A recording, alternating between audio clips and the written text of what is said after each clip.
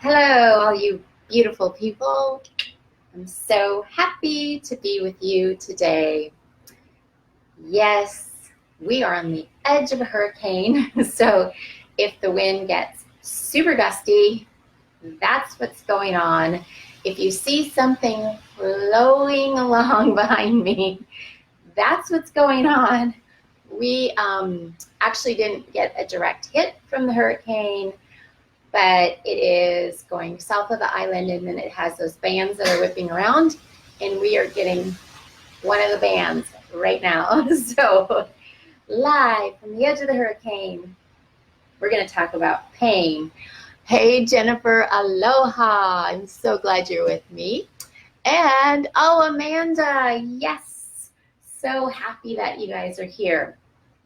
So we're just going to jump in, and we're going to let others join us as they do, because this topic is super important, right? Hey, Natasha, see you tomorrow. None of us likes to be, hey, good morning, Amanda. Hey, Maria, glad you guys are all here. None of us likes pain, right? We want to get away from it. That's why there's so much addiction right now, addiction to painkillers, in particular the opioids. It's because we don't know how to deal with pain, and it's a difficult one. I will admit that in my own body. As soon as pain starts to come in, I want to get rid of it. I think we're all like that, right? We can all agree with that. But I've been working with it in a different way for quite some time, and having some amazing success with myself and others. And that is that I first accept my pain. And that sounds really weird, but when we're running away from something, it's kind of like that saying, what we resist persists. So pain persists when we ignore it, because pain, physical pain in our body, is there to get our attention, to get us to pay attention to something. And depending on where your pain is, when you know the language of your body, you begin to understand what it's trying to tell you. So, for example, I broke my big toe knuckle, I don't know, years ago, and have had quite a lot of pain with it. And I initially just wanted to run away from it. In fact, I pretty much just ignored it and put myself in shoes that I would normally wear, just walked around like I normally did, and just like sometimes was in crippling pain and just had to stop and cry. And then I was like, well, wait a minute, I know better than this. It was just that the pain was so intense that it took me a moment to like regather myself and be like, okay, I know how to do this. So once I did that, I began to sit with my pain and breathe with it and be with it and listen to it. And it was through that I began to move with it, like really begin to understand how it wanted me to move. Now, the thing about moving with a painful part of our body is that it doesn't just want to move in that place of pain. It can move other parts of your body where it seems really strange. Like the pain is here and I want to move here, right? And it's like, how can that be connected? Well, we are connected. We can't disconnect ourselves. So my painful big toe knuckle was telling me about my heart space, and my heart space wanted to move and open. So we know this from reflexology and the nadis and the meridians and the chakras, that this space is the heart space of Dad's ancestor line. So what do I know about my dad's ancestor line? Is there's a lot of heart disease. So no wonder this was my warning that heart disease was coming. Thank goodness I got the warning, and I started to move in the way that the pain wanted me to move. Now the weird thing is that as you pay attention and as you begin to move in the way that your pain wants you to move, the pain in the center spot that's the most painful, that's my big toe knuckle because I broke it, starts to dissipate. Yeah. And I've not only had that happen for me just with like a broken bone, which they're painful if you've never had one. Ouch. But I had in my belly, I didn't know what was wrong, but I was stumbling around in pain. It was really intense, and it would just ball me up curl me over into a little ball, and I was running into things, and sometimes I would just stumble and I would fall. And I knew something internally was speaking to me, and so I went to a doctor because I can't see inside of myself. I can feel it. And I had a ovarian cyst the size of an orange, and it was pulling down on my ovary. And when it did that, I was in excruciating pain. So my doctor said, okay, we need to take you to surgery right away because this thing can burst. It's so big. And I said, no. And she also wanted me to put me on painkillers. And I said, no, give me a month with my body and let me just focus on it now that I know what's going on and see if I can move at least my pain out. And when I come back in a month, if the cyst is still there, I'll agree to have surgery. Because sometimes we have to have surgery. Sometimes we do. Well, I went to my mat every day in that month, and I began to really breathe in and out of that space where I had pain. And then as I was breathing, I began to move my body in the way that it wanted me to move. And I also, and I needed to mention this the last time, began to sound like, making sounds that painful place wanted to make. And when I did that for a month and just really focused on that painful area, I went back and got another sonogram, and the cyst was gone. And my doctor was like, did it burst? Did you feel a lot of pain? We need to make sure you're not septic and I'm like, nope, never felt anything. I'm fine. I'll tell you if I have any symptoms of anything, but I'm good to go. And I was. And so I believe in the power of this. And I know from my own body and then working with other people as well, that if we just stop and pay attention to our pain, stop moving forward in the way that we are, because the pain is trying to tell us something, and we just be with it and breathe with it and sound with it and move with it in whatever way it wants you to, miracles can unfold. And so I'm challenging you guys to try it this week. I put up the practice for you to do it. Now we're going to talk a little bit about that, but I want to just see if anybody has any questions or comments. Good morning, Natasha. Hey, Patty. Good to see you, and I'll see you live and in person soon. Hey, Birdie Beer. Your insight is priceless. Oh, thanks. Hey, Megan. Good to see you. I wish I was seeing you. Hey, Sandra. Yay, I get to see you soon, too. Let's see. Jennifer Faye, you are so inspiring. Love this. All right, so ask any questions too, because I'm happy to answer any of them, because to me, this is a really important topic, because so many of us walk around in pain and tension, and we just accept that. Like I hear, oh my gosh, from so many of my clients, like, it's just that I'm getting old. I have arthritis, I have bad knees, I have whatever disease they decide to take on.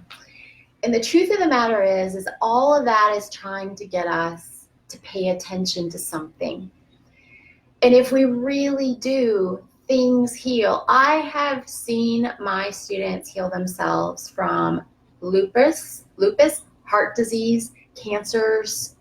I mean, it's a miracle to me. What I have watched unfold in front of me, just sitting in the place that I have been for 30 some years, I'm so humbled and so honored to have been trusted by so many people to help guide them to a place of feeling better and healing. And it's been amazing to watch the miracles unfold. You do not have to accept disease. You do not have to accept pain. Don't do it. Just don't do it. And then see what unfolds and see how much you heal and see what hooks you up and what pain refuses to go and what pain really smoothly and easily eases on out. So I'm going to, let's see, Wyatt Nash. I messaged you about back pain. Oh, I was just going to message you back, Wyatt. I didn't get it. So try messaging me again or email me at hello@agelessmovemore.com. All right, Amanda, I'm excited for this week. There are times when I don't know how it feels to not be in pain. Time to pay attention. Yes, Amanda, that's all it is. So now all of you would just go get a lacrosse ball or a tennis ball if you have one. If you don't, I have included this little movement in this week's practice. So you'll get an opportunity to do it. Yay! But you're going to take your tennis ball, or I love lacrosse balls because they're harder than tennis balls, and I like to get in there. So we're going to put it in this space of the teres muscle. So it's right. So here's the top of my shoulder. I can feel the bone, and here, or the bottom of my shoulder really, and here's the top of my shoulder blade. You can kind of see my thumb moving on it. It's right there. There's like a little pocket, and I'm going to lay on it and turn onto my side and bring my arm overhead, and my ball is right in there, and I'm digging in, and breathing. That's the space of a muscle, I don't know if you can see where I am, called the teres. And these guys, I call them the grumpy old men of the body, like from the Muppets, when they used to, those two old men that used to sit up in the audience and complain. That's what these guys are. There are two muscles, a major and a minor, the teres muscles. And when you put a ball in there, all of you will be in pain because most of us don't pay attention to our teres. And by the time we put a ball in there, it's like, oh my God, it's so painful. So you're just going to roll around in your teres muscle, and breathe in through your nose, out through your mouth, saying, I'm just going to put my head down for a minute.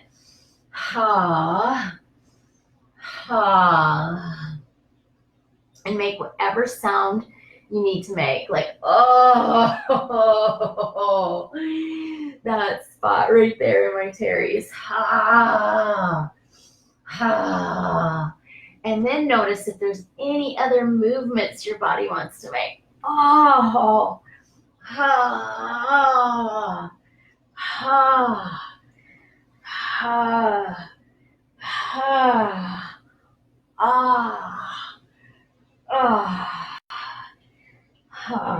Now, when I am doing that by myself at home, by myself on my mat, I let it go for however long it goes. And then I get up and I rest a bit. Then I get up and I notice, wow, I feel so much better. And I can really feel, because I just did my left side, how much tighter my right side is. So we'll get into that in a minute. But our teres muscles, so they're right here. They run right along the edge of that scapula. So there's the indent and the hole right at the bottom of my shoulder and the top of my shoulder blade, that outer edge. And they run right there, and you can run all along there. But these muscles are our arm swingers. And when they're in this much pain, it's because we've lost our freedom. We've lost our freedom. The arms are our expression of love. We've lost our freedom to express love. And it's an epidemic. I mean, I haven't met a person that I haven't put my thumb in their terries or got them to take a ball in their terries where they haven't been like, oh, wow. And that's why I'm doing this practice this week with the terries, so that you can learn how to work with a very painful place and then give it what it needs, move it in the way that it wants to. Our bodies are just wise, like so wise. And that's my hope, is just to give you back some of your body wisdom. So take the other side if you haven't. Just lay down and place it in that hole, and then lie to your side. I bring my arm overhead. I'm just kind of moving mine around so you can see where that ball is in my body. And notice differences in size. Oh, so we first did the left, maybe you did your right, and now you're in your left. But notice which one's tighter. So the left one is all about being free to love yourself. This right one, oh, free to love others. Now as you're in there breathing, sounding, I breathe in through my nose and out through my mouth, making the sound, and then I might move other parts of my body, in weird and strange ways, because we are not just a singular spot in our body. The whole piece is connected. And so you can't put yourself in little boxes and harden yourself off to all the other areas. That's why we can't break ourselves into physical, spiritual, emotional, mental, ethereal bodies. We have to take it all as a whole. We're just in a whole energy system, and this body is the temple that holds our energy. And when something goes wrong in our temple, it it's like the warning lights, the pain that will go off, like something's amiss in the temple. Well, when something goes amiss here, it's because there's something amiss mentally, emotionally, spiritually, ethereally. You're not connecting in some way, and your body wants you to become whole again. So think about how our world is. It tries to segment us and break us apart. And now in our world, even more than ever, it's like saying, that like the isms are on the rise. It seems like they've always been there. We're just seeing them as a part of the healing process. But it's about trying to break us apart into little segments. And we're not little segments. We are a whole system. And when we're in pain, it's because something's gone awry in the system. So this painful place, let's just say in my left teres, can be telling me that I am not loving myself because of the pain in my right big toe knuckle. We never know.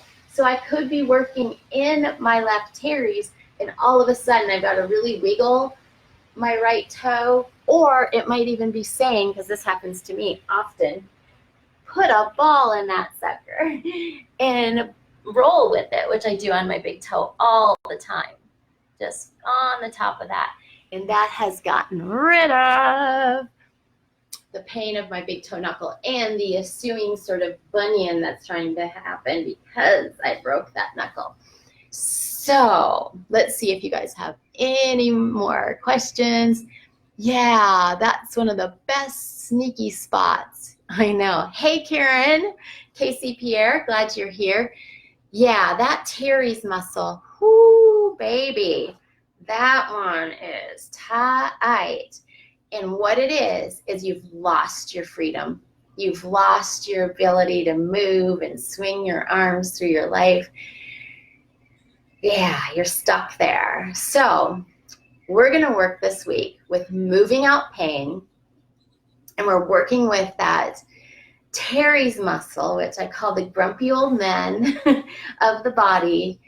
And just let me know how it goes. I'm really curious. And if you have any more questions about this after I say goodbye, just let me know. here and on our Facebook page, Ageless Movement Practices. And yeah, I'll be happy to answer anything.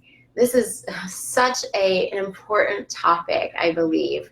And I really, really want to know how you guys are doing with it. All right. So, all right. Hey, Ernie, glad you're here. Happy that all of you have joined me today. So do this week's Ageless Movement practice on agelessmovemore.com and let me know how it goes. Let's move out pain from paying attention, breathing in it, moving freely, making sounds, and then take a moment to rest and just watch that pain ebb away. Thanks for being with me. I don't know if you got on the beginning that we're on the edge of a hurricane, so there's been a lot of wind gusts. So thank you for bearing with that if you heard a lot of wind coming through. So we'll see you next week. Bye.